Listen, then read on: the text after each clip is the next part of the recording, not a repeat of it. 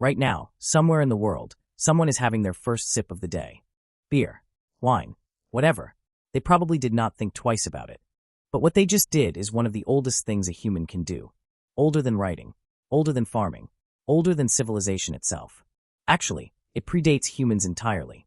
Our relationship with alcohol starts 10 million years ago, on a forest floor in Africa, with a small primate, picking up a piece of fruit that had been sitting too long. When fruit falls from a tree and sits on warm ground, something happens to it. Yeast gets in. Fermentation begins. The fruit starts producing ethanol. The primate eats it, feels something strange, something good. It has no idea why it feels good, but it comes back for more. In 2014, biologist Robert Dudley at UC Berkeley published a book called The Drunken Monkey. His argument: our primate ancestors didn't just tolerate alcohol. They evolved to seek it out. The smell of ethanol meant ripe fruit. Ripe fruit meant calories. Calories meant survival. So over millions of years, the desire for alcohol was literally baked into our DNA. By the time modern humans arrived, the taste for it was already there. Built in. Ready. Waiting for someone to figure out how to make it on purpose. So, when did they figure that out? The answer will mess with everything you thought you knew about history. In 2018, archaeologists were excavating a cave near Haifa, Israel. The cave was called Raqefet, used by a group called the Natufians 13,000 years ago. Inside, they found stone mortars carved directly into the bedrock floor of the cave. When they analyzed the residue, they found wheat and barley. Soaked, germinated, fermented. That is beer, brewed in a cave, 13,000 years ago. Here is what makes this discovery absolutely explosive. The Natufians were not farmers. They had not invented agriculture yet. They were still collecting wild grain by hand, hunting animals, moving around. They did not grow the barley. They went out and found it in the wild. And then, instead of eating it, they brewed it. Making beer was important enough that they figured it out before farming. Let that sit. The old story went like this. Humans settled, farmed, built villages, then discovered alcohol. Raqefet Cave says the opposite. They were brewing before any of that existed. But the Natufians are not even the most mind-bending example. About 1,000 years later, someone in southeastern Turkey built something enormous. A site called Göbekli Tepe. Massive stone pillars, some weighing over 10 tons, arranged in careful circles, carved with detailed images of animals. The whole structure was deliberate, complex, clearly planned, and built before farming, before pottery, before anyone had a permanent home. These were still hunter-gatherers, moving around, surviving day to day. For years, archaeologists had one question. Why? What would motivate nomadic people to organize enough labor to move 10-ton stones up a hill? Then archaeologists found something. Large stone vats at the site. When they tested the insides, chemical traces of fermented grain. Beer. Not small amounts. Enough for large gatherings. Enormous quantities. The current theory: this was not a home. It was a gathering place for ritual and feasting. People traveled from across the entire region, came together, and drank. They built one of the oldest monuments on Earth to have a place to drink together. Let that sink in. The first monument in human history, basically an ancient bar.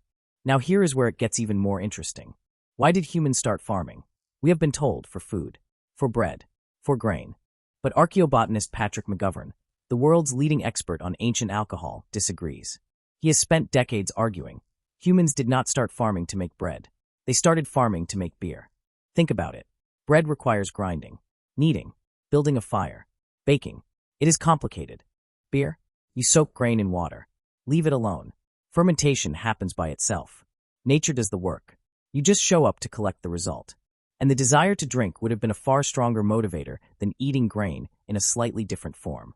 If McGovern is right, alcohol is not something that came after civilization. It might be the reason civilization happened at all. You settled down, built a village, grew crops, all to make sure the drinks kept coming. Now by 7000 BCE, the evidence gets precise and extraordinary. In a Neolithic village called Jiahu in central China, archaeologists found pottery jars. Inside, residue from a fermented drink.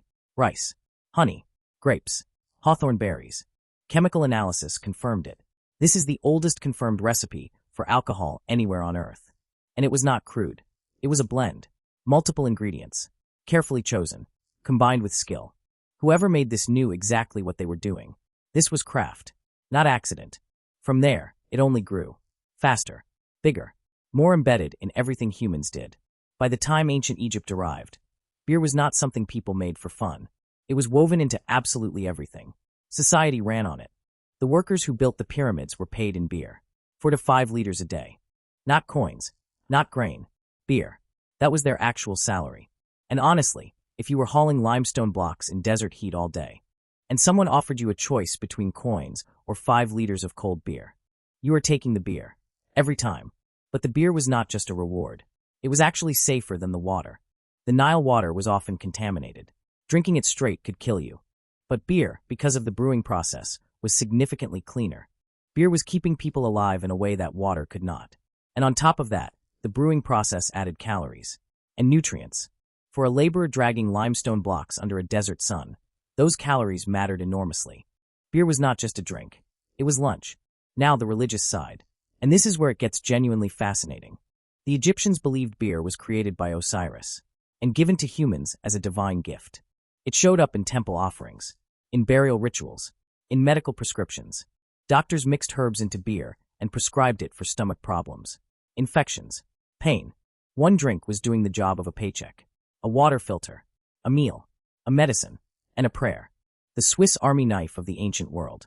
And it was made from fermented grain. Now, ancient Egypt was not the only civilization running on alcohol. In ancient Mesopotamia, the Sumerians had a goddess of beer, Ninkasi. They wrote hymns to her, songs dedicated entirely to the act of brewing beer.